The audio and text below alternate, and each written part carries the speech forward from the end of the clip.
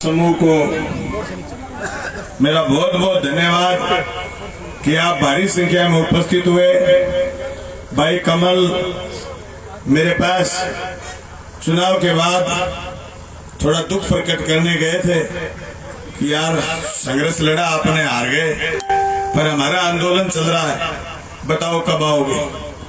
हमने धन्यवाद सभा में से टाइम निकाल करके आज की तारीख तय करी। 9 तारीख को कल हम मंगाली में थे, आज आपके आए। जब कोई संघर्ष होता है तो हम पूरे इलाके में जहां भी किसानों की लड़ाई होती है जाते रहे। आज की इस सभा में भूमि सुधार आंदोलन में मैं धन्यवाद करना चाहूंगा आपकी इस कमेटी का, जिसने इस बंजर जमीन को फिर सरसब्ज होने का सपना आपने संजोया।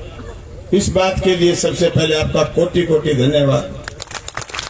और इस हवन में जो आप दाने डालने के लिए आए हैं, सारे किसान साथी और पूर्व विधायक बलवान जी दौलतपुरिया, पूर्व विधायक प्रहलाद जी के पुत्र आनंदवीर जी, और आपके उम्मीदवार रहे डॉक्टर शिवाज, भाई रवि आजाद, भाई संदीप नाथवान और तमाम साथी। राजेश मेरे विधानसभा चुनाव में जिला परिषद मेंबर खूब जाते रहते थे, गांव में सभाएं करके आते थे, मेरे साथ होते थे। और मेरे बड़े भाई कुर्डाराम मास्टर जी, जिन्होंने शुद्ध कर्मचारी संघ की तरफ से आपका समर्थन करा है, आप सबका धन्यवाद। भाइयों, कुछ सरदार भी बैठे। सरदार जब होते हैं सभा में तो सभा में थोड़ी रंगत आ जाती है, क्योंकि बड़ी क्रांतिकारी तरीके से लड़ाइयां लड़ी हैं, इसमें सबसे आगे भूमिका रहती है। मुझे याद है ये जब आंदोलन चल रहा था काले कानून का, तो सिरसा थाने का घेराव था और थाने में साथियों को अंदर बिठा रखा था। मेरा भतीजा जवान एक्सीडेंट में दुनिया में नहीं रहा। हम उसके दिन पूरे करने से पहले ही मेरी कोई एक अर्जेंट मीटिंग थी, मैं उस दिन कलेक्ट्री गया था। फिर किसान साथियों का फोन आया कि किसान भाइयों को थाने में बैठा रखा है, करीब 30-40 लोग किसान साथी थे। तो मैं सरसा गया। उस दिन ये सारे मेरे नौजवान साथी मिले, सभा में कुछ माता बहन भी दिखी है, मेरे को ये भी धन्यवाद। भाइयों, सारे साथियों की चर्चा में सुन रहा था कि भी इतने गांव बर्बाद हो गए। उसमें शुक्र मंदोरी का शक्कर मंदोरी जिसको बोलते हैं, उसका नाम आपने लिखा नहीं, वो नाम और लिख लियो यार। शक्कर मंदोरी में जाता रहता हूँ, शक्कर मंदोरी के खूब सारे लोग मेरे साथ रहते हैं, तो वो नाम और लिखो। ये काम भी खराब सा ही हो गया। भाई, आपका मांग पत्र क्या है मुझे नहीं पता, लेकिन मैं जैसे 5 साल एमएलए रहा हूँ और मैं चीजें समझ रहा हूँ। आपकी मांग होनी चाहिए कि सारे के सारे गाँव शेम मुक्त हो। ये जो शेम नाला निकाल रखा है आपने, ड्रेन, ये ड्रेन पक्की हो, नहीं तो ये तुम्हारे आंगन की बर्बादी दूसरे के आंगन में पटक दी जाएगी। इसलिए आज इस मांग पत्र को बड़ा कर लो कि हमारी शेम का समाधान करो और इस ड्रेन को पक्का करो, इसको शिशी करो भले। नहीं तो ये जो बार बार कह रहे थे, आनंदवीर भी समझ रहा था बात कि जो हमारे यहाँ शेम है ये राजस्थान में शिफ्ट हो जाएगी। 6 बीघे दूर है गदरी से। मैं आपके ये ड्रेन देख करके गया था जब बरसात के समय, इसमें 750 क्यूसेक पानी चल रहा था एक दिन। तो पानी देख के मेरा भी जी करा कि आवारा पानी हम ले जाएंगे।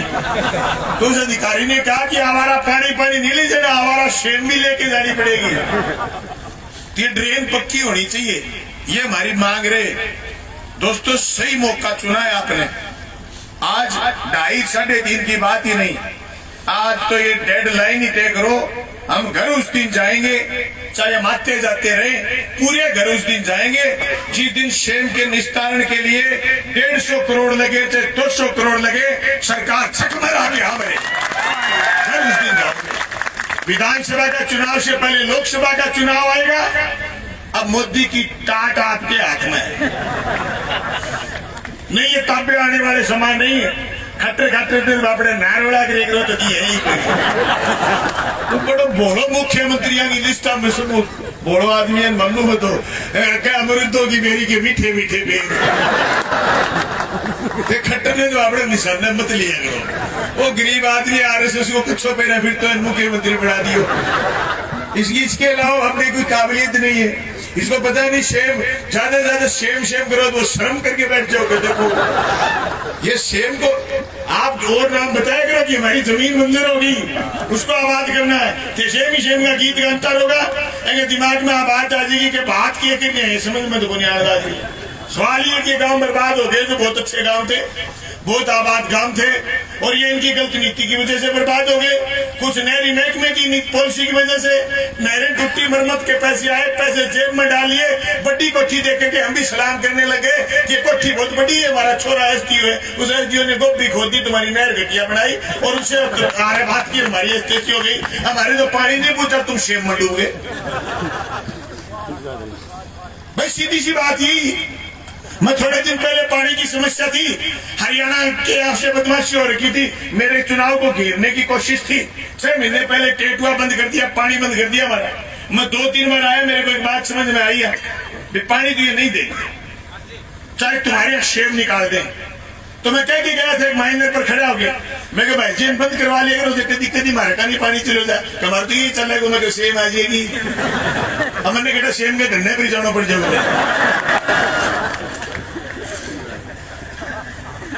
सीधी सी बात, जो सेम की निष्ठान, मैंने डीपीआर बनवाई है सर, मेरे दसल गांव में सेम आ गई, डीपीआर बनवाई है, और कोई लंबी चौड़ी नहीं हुई। तो एक गांव में समय सेम की समस्या है, हमने 20 कुएं स्वीकृत करवाए, वो पानी उठाएंगे नहर में पटक देंगे। नहर के 200 करोड़ स्वीकृत करवाए मैंने, पूरी सिद्धमुख नहर अमर सिंह ब्रांच के पूरी की पूरी नहर को दोबारा शीशी करके ब्लॉक लगाएंगे। तो एक बात है, सारे के सारे गांवों के लिए ट्यूबवेल लगाओ, उसकी डीपीआर बनाओ, और कुओं की डीपीआर प्लस 24 घंटे वो चले, और उसके बाद पूरी ड्रेन को टू एंड तक पूरी की पूरी शीशी। ये लड़ाई सिर्फ और सिर्फ इन 14-15 गांवों की नहीं है, ये ठेठ दड़बा से लेकर के आगे टू एंड तक जितने गांवों तक ये ड्रेन जाता है, सब गांवों की लड़ाई है। नहीं यहाँ से तो ये उठेगी लड़ाई और अगले आगे में बिछ जाएगी, इसलिए इसको मजबूती से लड़ना है। और लड़ना तब तक है जब तक ये पूरी नहीं हो जाए, और मुश्किल कुछ नहीं, डरपोक सामान है सारा, ये चोरते हैं साहब, और आपसे हमसे जरूर डरते। ये हम इकट्ठे नहीं होंगे तब तो हमें झूठ मार देंगे, और इतने आदमी इकट्ठे हुए आदमी, भाई मेरे तो धरने में कभी इतने आदमी आए नहीं, मैंने तो थोड़े से आदमी में कंटा निकाल दिया, मैंने ज्यादा तकलीफ दी नहीं। 5 साल एमएलए रहा, 1600 करोड़ बीमा है, मैंने धरने लगाने की नौबत नहीं आने दी। मैं तो आप ही जब तुम डालेंगे तो सामान डराऊ वो तो है, तो सामान हुआ जो कोई सामान माल खा नहीं देता वो डरपोक बहुत हुए। ये बात तो बता के मेरे ऊपर तो उनको डरपोक हुए, और इतना आदमी भेड़ा में वो और थर आदमी नहीं आओ आज यहाँ हाथ चकवाए, अभी खर करो रवि थे जे पक्का होने तो थे आगा की शेम को नहीं मेट देगा, थे शेम टका खट्टर की मेट देगा, सारो शब्द ही कामयाब हो जाओ। ये सबकी शेम मिट गई। कहावत है, कच्चे लाख मारे पक्का एक है, कच्चे लाख मारे पक्का एक है। एक आदमी मजबूत है, धरना लगा के बैठे, तय कर लिया कि जीत के उठेंगे। भाई मेरा एक धरना था किसान सभा का, 89 बैठे हम 89 दिन, 2016 का बीमा 2017 में बैठे, 18 में लिए, 90 दिन बैठे। लास्ट में प्रशासन इस पर आ गया, लोगों की भीड़ बढ़ती गई, 18 का इलेक्शन आ रहा था, मैंने नहीं तो कभी वोट की चर्चा की, मैंने कहा बीमा लेंगे भाई, आप ही कहता का भाई जी क्या क्या मिल जीतो का, मेरे को ना कोई चाहो बोलते बिम्मो दो, अधिकारी कहता खड़ा कर दो, बिम्मो आया कुकर आ गो वो तो जा तुम बेरो पड़ गया। अब नया आइडिया एसडीएम ने ठा बनी प्रोफिटिंग किया हुआ बिम्मो की आसी, मैंने कहते बता बिम्मो बता भाई जी मेरे की टेंशन है, मैं तो माइक पर एक लगाया बैनर के बीमा देना पड़ेगा, और ई फसल को इतना रुपया बिम्मो बने, हमारा आइडिया बिम्मो दो, बिम्मो खाते में आगे उन्हें। जब मेरे कहने अधिकारी को फोन आया कि भाई जी अब तो रुक जाओ घरे, वो क्यों हो क्या बिम्मो आगे, मैं ना किसान बताओ ना, मैंने आगे मरे रुको रुकने से तो जा भाई जी थारे खेता में सामान लेके नया जानी क्या, और सामान वो टेंडर हो गयो, अरे टेंडर में बच गए, बोले नहीं क्यों क्या एक्शन, अभी बलवान जी कह रहे क्यों क्या एक्शन है, थाने को नो टेंशन डाले नहीं जम्या रखा रहो, क्यों क्या एक्शन लेगा, अरे लारे लारे फिरेगा, पूछ चक्किया फिरेगा अगर भाई जितने कच्चे हो वो देखो सामान आ रही हो सामान कच्ची लगा रहे हैं आज तक की बनी हरिया विशेषा कोनी चाले आज संख्या हफ्ता दिन ये हुई है मेलो सातवें दिन तय करियो काठे में कोई कमल भी सुनो आखा देखे आखे मैं तो सातवें दिन 18 को तय करियो अरे खेल के लिया फिर सी बोर लगवा लो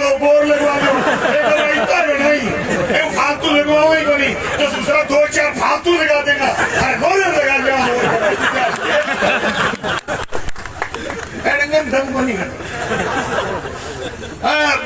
एक जब काले कानून आए तो एक चर्चा की देश में और ये मीडिया के कुछ लोग हैं जो मोदी भगत जिनको बोलते हैं लोग मैं कह जयपुर में बड़ा चैनल बड़ा पत्रकार बड़ा सारा मेरे से अगर बोल करना आ जाता क्या कामरेड केला गए अड्डो आदमी देख रहे हाँ ये कह रहे थे मैं बता दूं विधानसभा लगा दे विधानसभा लगी मैं चल जमीन नहीं जाने देंगे सीने में बड़ी खा लेंगे